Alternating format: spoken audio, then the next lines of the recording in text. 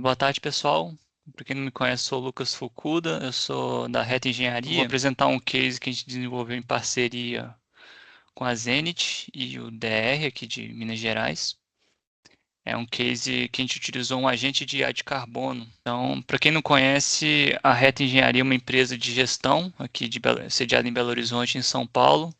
E a gente atua em projetos de infraestrutura e obras corporativas. Trouxe aqui esse case para esse webinar. O que que é o objeto em si? A gente está no norte do estado, a gente fez toda a parte de planejamento e CAPEX para a licitação dessa obra.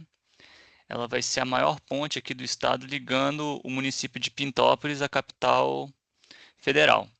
E ela é uma obra que é um acordo entre a Vale e o Ministério Público.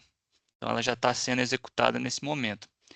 Então a gente está falando de mais de 1 quilômetro de extensão e largura de 13 metros, é quase 14 metros. Para isso, para a gente definir o planejamento da obra, a gente se apoiou numa plataforma BIM canadense, que a gente incorpora os modelos IFC e traz elementos que não são modelados, como os equipamentos pesados de guindastes, como que a gente executa as fundações na parte alagada.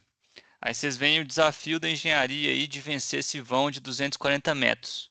E a gente incorpora nesse modelo, nesse ambiente virtual, elementos também como escoramento, e a gente estuda toda a parte de estratégia da obra. E esses equipamentos eles são parametrizados conforme a especificação do fabricante. Então eu consigo testar isso em escala. Esse aqui é um vídeo bem breve mostrando o lançamento das vigas pré-moldadas, como que é a questão dos dois lados que a gente vai atacar, a parte de guindastes, como que eu vou executar sobre balsas, essas são lajes PI que a gente chama, e a parte do vão central, que é o balanço sucessivo, que é a parte talvez mais desafiadora da obra. Então a gente consegue nessa plataforma exportar essa animação e esse estudo do planejamento que embasou essa licitação. Agora trazendo uma visão um pouco mais ampliada de mercado, quando a gente pensa em construtibilidade BIM, de descarbonização, né? A gente vê Vale, Raizen traçando metas de descarbonização, ali para atingir a neutralidade em 2030 e 2040, mas a gente vê o poder público criando instrumentos também para essa parte de descarbonização. Acho que o João vai entrar mais em detalhe nisso, mas a gente viu esse instrumento que 1% da receita bruta da concessão é destinada para infraestruturas resilientes. Esse dado é importante para uma simulação que a gente vai fazer mais para frente com o agente de IA. Então, passando aqui, nesse cenário, como que a Reta enxerga que ela pode apoiar os clientes utilizando essa abordagem do Green CAPEX, né? Apoiando obras que primarizam uma logística limpa, a gente tem uma rastreabilidade da origem dos materiais empregados na construção, apoiar a parte de certificações ambientais e energias renováveis. Como que foi essa parceria da Reta com a Zenit, né? A gente ficou quase que um mês inteiro ali estudando toda a documentação de orçamento, de planejamento, e em 3 partes principais a gente ficou definindo quais seriam os perfis de emissões daquela obra, analisando todos os insumos da construção, tudo que seria impacto ambiental durante a minha execução. Então a gente definiu essas fontes, avaliou ali as emissões. No caso, a gente está estudando a obra da ponte, né? Poderia ser um processo industrial, poderia ser outros processos, né? A gente definiu ali a estratégia de estruturação do banco de dados. Podem ser feitos de 5 maneiras, a gente optou pela terceira ali, subindo para a plataforma da Zenit todas as planilhas, os nossos relatórios de praticabilidade, os nossos relatórios de cronograma também, nossos cronogramas e nosso orçamento. E com isso a gente treinou o modelo de agente de IA, definindo comportamento, saída, o que ele traria para a gente de input, onde que ele ia buscar essa informação para a gente gerar essas interações. Então, só para exemplificar, eu vou passar um vídeo aqui mostrando um resumo dessas interações que foi muito maior, né? que aí eu vou passar por 5 perguntas aqui para a gente, que é pedindo um resumo da pegada de carbono da ponte, traçando um plano específico de redução. Aí, aqui é interessante que ele vai avaliar a metodologia construtiva, apontar pontos positivos do planejamento da obra, sugerir alternativas, a verificação da aderência climática do cronograma, se todas as atividades do meu cronograma que têm impacto nas emissões, se elas estão em janelas do tempo adequadas para essa execução. A parte de análise de Shadow Carbon Price é o custo que muitas vezes não entra na análise financeira do meu empreendimento. É quanto que custaria caso a Vale, que vai executar essa obra, fosse obrigada a neutralizar essa ponte. Então, isso é um risco financeiro. Como que a gente quantifica esse risco, né? Caso as leis se tornem mais severas em relação a esse mercado regulado, né? E, por fim, eu vou mostrar uma simulação ali de oportunidade de negócio que a gente viu naquele instrumento de 1% ali da simulação. Então, vou passar o vídeo aqui e vou explicando mais ou menos essa interação que a gente teve dentro do ambiente da Zenit, com esse nosso agente de IA.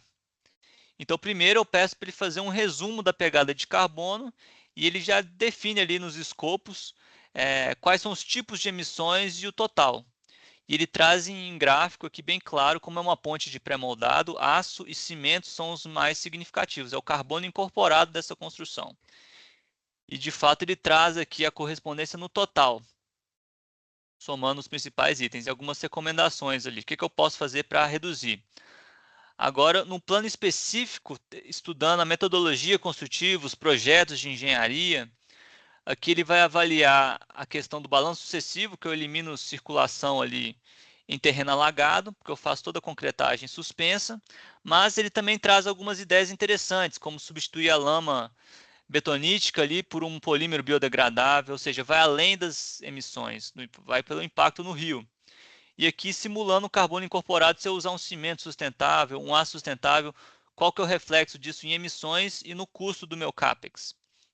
E o que eu estou evitando e o que isso corresponde em árvores, caso eu fosse compensar, comparar com um programa de compensação. A aderência climática do cronograma, ele vai estudar, assim, validar se a nossa estratégia está aderente às condições locais de clima.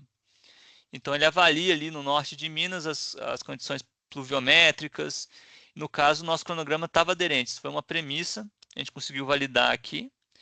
E análise de Shadow Carbon Price, que ele traz uma pesquisa de projetos já realizados no país com uma certificação ambiental e traz o custo médio ali da tonelada de carbono, considera ali no CAPEX, no total de emissões, e o que eu estou suscetível a esse risco.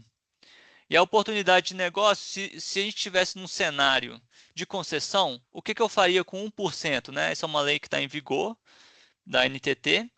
Então, ele vai pegar as principais fontes de emissão, pega as 5 praças de pedágio mais representativas do estado, e o que eu consigo fazer durante o tempo de obra com essa verba que está disponível, né? Basicamente, eu consigo viabilizar a substituição do cimento por um cimento sustentável, viabilizar parcialmente a troca do aço, reduzindo em 21% as emissões, sem um custo adicional a executante. Ou seja, é um recurso que está disponível que a gente pode testar esses instrumentos, qual que é a viabilidade deles, por que é 1%, e o que a gente consegue fazer com isso. Então, esse era o case que a gente trouxe de uma ponte. A gente está em discussão para tentar ampliar isso para um portfólio um pouco maior, para a gente definir metas e estratégias de descarbonização. E tudo que vocês viram aqui foi feito em menos de 5 minutos de interação. Ou seja, com a IA, né, treinada, a gente consegue expandir a nossa capacidade analítica e testar coisas que antes a gente não tinha tempo de chegar e trazer de benefício para os projetos, né? Ou seja, o limite passa a ser a nossa criatividade, a nossa vontade de transformar e impactar nossas obras. Isso está alinhado com um dos princípios aqui da nossa empresa, que é transformar conhecimento em legado para a sociedade. Então, em resumo, Era esse o case que a gente fez em parceria com a Zenit. Aí, João, não sei se vai ter algum momento de interação, se tem perguntas. Tem, a gente deixa para o final e depois a gente manda um forms também para pegar as perguntas. Mas obrigadão, Lucas, pela apresentação. Acho que o case foi super relevante, foi muito completo, né? Desde do início ali até o desenvolvimento. E aí agora acho que só para contextualizar muito do que você apresentou, olhando para, né, a integração do BIM com a parte da agenda de mudanças climáticas, mas também, né, a agenda de redução de emissões usando inteligência artificial, a gente vai trazer um pouquinho de como funciona essa estrutura por trás, né, como é que a gente roda todos esses modelos e como é que a gente viabiliza esse agente, e até a gente vai disponibilizar uma versão né, gratuita do agente, mas com, né, modelo conversacional, que lógico tem algumas limitações, né, principalmente de arquivos para o treinamento da IA, mas o pessoal já consegue testar como é que seriam algumas interações conversacionais ali, muito para explorar todos esses pontos, tá? Então, acho que apresentando um pouquinho, né, a gente teve a apresentação do case, a ideia aqui é trazer um pouco de como esse mercado regulatório no Brasil está pressionando, né, cada vez mais ter esse volume de tecnologia, ter esse volume de pessoas e profissionais envolvidos com essa agenda climática.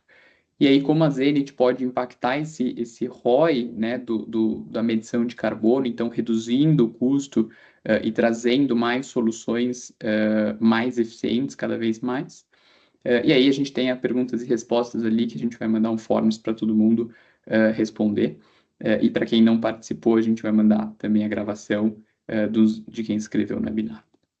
Então, o ambiente regulatório, ele passa não só a exigir essa digitalização, mas ele passa a exigir mais velocidade das empresas para economizar tempo, cortar custo e principalmente tornar isso uma vantagem competitiva. Então, como o Lucas apresentou, né, trazer a parte da descarbonização complementar ao entregável das corporações, ao entregável de um projeto, dada a importância que isso vem tomando ao longo do tempo. A importância que a gente consegue ver em alguns números, né? Por exemplo, o aumento de 24% no volume de inventários, ainda um número pequeno, dado o número de empresas do Brasil, mas um aumento significativo de qualidade, né? Inventários completos, auditados, e aumento de empresas engajadas, o que mostra realmente uma tendência de a gente ter um posicionamento e rastreabilidade baseado nesse tópico, né? Na agenda de mudanças climáticas.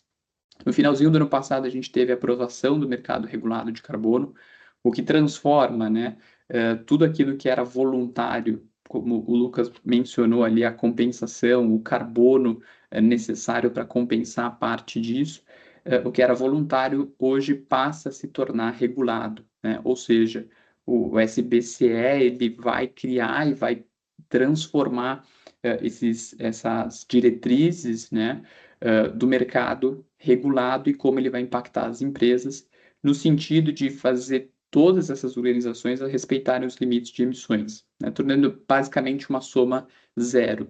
Empresas que emitem mais vão comprar essas cotas de emissões, e empresas que emitem menos vão conseguir vender essas cotas. Então, tudo isso transforma o mercado em realmente carbono uma vantagem competitiva, né, uma vantagem que vai trazer benefícios e vai conectar com o ROI desses projetos, né, o retorno do investimento desses projetos, onde o mercado regulado define dois grandes limites, né, de 10 mil toneladas por ano e de 25 mil toneladas de CO2 equivalente, onde cada um deles precisam ter, né, desde um plano de monitoramento, relatando as emissões, e quem emite ali acima de 25 mil, publicar esses relatórios de conciliação das emissões com os relatórios dos créditos aposentados. Então, ou seja, além de criar esse plano de mitigação e redução, precisa se publicar o que foi aposentado, né, o compensado de crédito, que é o termo usado para quando se compensa, né, você aposenta esse crédito, já que ele não pode ser aposentado mais de uma vez.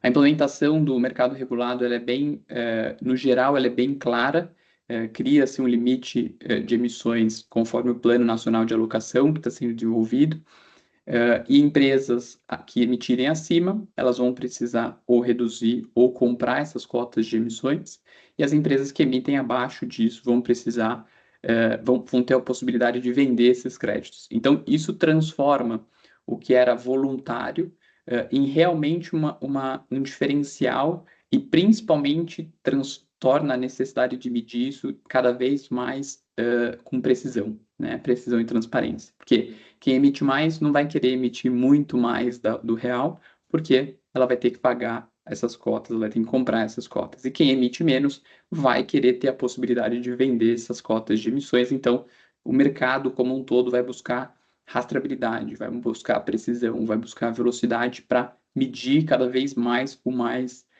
qualidade, né? Não só olhando para o mercado voluntário, mas agora realmente impactando no resultado operacional das empresas. A Zenit, ela coloca, né, ela transforma toda essa necessidade de transparência, de rastreabilidade, e um dos exemplos é o agente que a gente tem disponível na plataforma para fazer toda essa análise, principalmente essas recomendações que tomaria muito tempo, mas por trás disso roda um sistema completo de integração de dados de diferentes fontes, como o Lucas comentou, dados como plano de projeto, todo o plano orçamentário do projeto, a integração ali com os softwares de planejamento e projeto, como também durante a execução dessas obras, a integração com, por exemplo, notas fiscais de consumo, RPs ou bancos de dados que são necessários para que a Zenit calcule as emissões durante a operação. Então, o case que a Reta apresentou foi um passo antes, né? Foi na tomada de decisão, no projeto, e como isso pode, a partir de agora, ser monitorado, né? Ser realmente construído esse banco de dados e essa linha, né? Essa análise de emissões ao longo da operação de uma forma mais transparente e precisa possível e correlacionando com a fase ali de projeto junto com a fase de obra e comparando ali a eficiência também do planejamento e execução. Então, medir é o primeiro passo para navegar nessa jornada de mudanças climáticas, e esse processo costuma ser muito trabalhoso, porque é como se times tivessem que analisar documentos específicos. Então, no caso do agente de A, um time teria que analisar os, né, EPDs ou materiais específicos que poderiam ser utilizados no projeto. Então, acaba tornando esse processo muito mais extenso, onde a gente pode usar inteligência artificial para direcionar muito mais, e aí sim os times ganharem muito mais detalhe numa área que a gente entende que vai trazer muito mais benefício para o projeto como um todo, salvando muito mais tempo e ganhando eficiência. Então, a gente transforma esse processo manual, esse processo de análise específica desses documentos, seja na fase de projeto ou execução, em cálculos automatizados, conectando com um banco de dados extenso de fatores de emissões, de metodologias, e como a IA está sendo treinada constantemente. A plataforma, como um todo, ela é uma plataforma digital, onde a gente vai realmente digitalizar as emissões das corporações, das obras de infraestrutura, dos projetos, transformando toda esse banco de dados, né, essa nuvem de dados em emissões. Então, transformando isso realmente em insights positivos, tanto para tomada de decisão quanto rastreabilidade, um projeto que já foi executado e precisa ser medido, né, a parte de emissões para um relato específico, para uma certificação.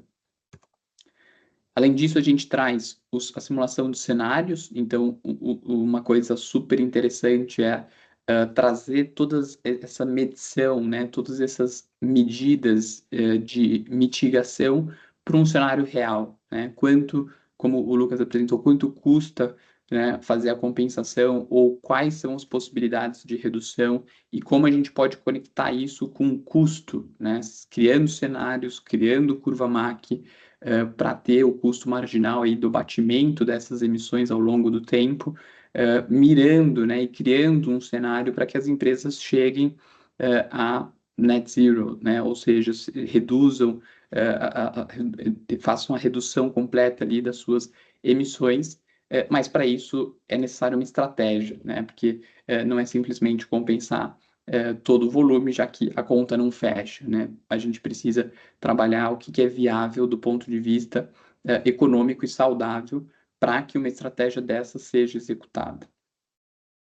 Além do marketplace de crédito de carbono que a gente tem dentro da plataforma, como ferramenta de tirar ainda mais a inércia de projetos que precisam fazer essa compensação. Então, transformando tudo aquilo que é dado específico, que se tornou emissões, e como a gente pode compensar essas emissões. Então, diversos parceiros que a gente está trazendo para esse marketplace e cada vez mais colocando esses projetos disponíveis dentro da plataforma para transformar e acelerar esse processo e essa ação de compensação.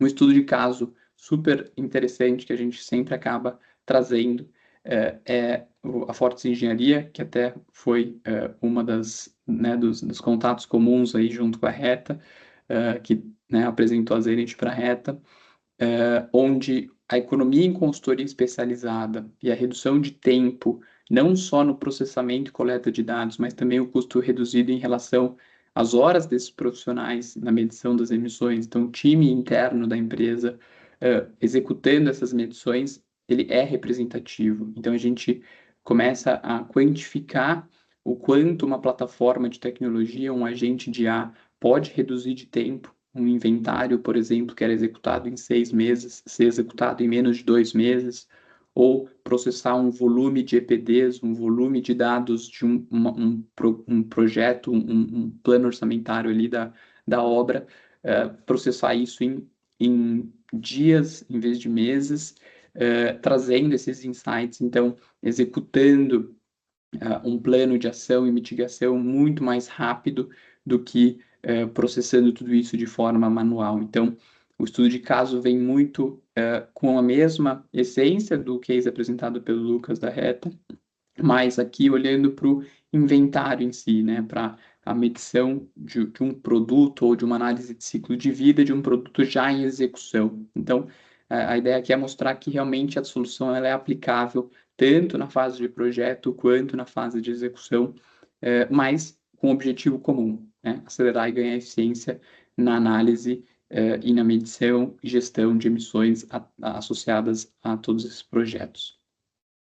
Aqui a gente vai disponibilizar um link de um acesso gratuito, na verdade é um agente muito parecido com a Reta, mas lógico com muito menos complexidade, já que aqui a gente não consegue interagir com os arquivos e nem né, toda a complexidade da nuvem de dados que a gente traz para dentro da plataforma, mas é um exemplo para que quem tiver interesse de testar o que é capaz uma IA, muito diferente de IAs genéricas, né? Então, uma pergunta que às vezes a gente recebe tá, mas qual a diferença de uma outra IA genérica? E aqui a diferença é que a base de treinamento delas são frameworks de emissões, né, de gestão de emissões brasileiras, né? Então, contextos do mercado brasileiro, contextos de realmente como é que é a jornada de uma empresa brasileira né, realizando o inventário, realizando uma medição de emissões de um produto. Então, aqui é muito para testar e ver realmente a velocidade de resposta e o nível de detalhe. E aí, claro que para uma complexidade maior, como o case da Reta ou a utilização da plataforma, a gente precisa varrer um volume de dados muito maior, a gente precisa conectar com diferentes sistemas, e esse é o grande diferencial, né? O diferencial de trazer todos esses elementos para a gestão de informação e dado para inteligência artificial. Tá? Então, o material a gente vai enviar para todo mundo junto com a gravação, para o pessoal reassistir. E aí, quem tiver interesse, é só acessar esse link, dá para conversar com essa IA. E também assistir o vídeo lá, talvez com mais detalhe do Lucas, pausando para ler ali as interações que são super relevantes, são super interessantes no nível de entender até a granularidade de informação que a IA é capaz de chegar, né, de fazer um cálculo de emissões ali da fase de obra, né, da fase do projeto, mas uma granularidade de segregação de material, insights específicos, recomendação, olhando por processo e todo a execução ali do projeto. Então, essa ideia, né, da Zenit trazer e conectar tecnologia com essa ação e essas atividades de mudanças climáticas, que descarbonização é parte dela, trazendo, né, a tecnologia a nosso favor, né, acelerando esse processo e transformando dados, transformando bancos de dados, documentos, qualquer tipo ali de dado não estruturado, seja um texto, uma imagem ou né, uma planilha, em realmente dados de emissões. Então, se alguém até tiver dúvidas, tem a parte aí do Q&A que está em cima ali da tela, dá para escrever as perguntas, mas mesmo assim a gente vai disparar um formulário para quem tiver dúvidas aí da apresentação e que vai assistir depois, e a gente responde todas elas por e-mail, tá? Então, agradeço mais uma vez o Lucas pelo tempo, acho que foi um case super completo e espero que seja só o começo aí, que a gente tenha outros projetos que despertem o interesse de usar um agente de IA voltado aí para a descarbonização, como, né, uma grande ferramenta do dia a dia e uma ferramenta que vai ajudar realmente na tomada de decisão, e esse tempo realmente vai se converter em mais eficiência para as corporações, para os projetistas, para os arquitetos e para toda a indústria como ferramenta.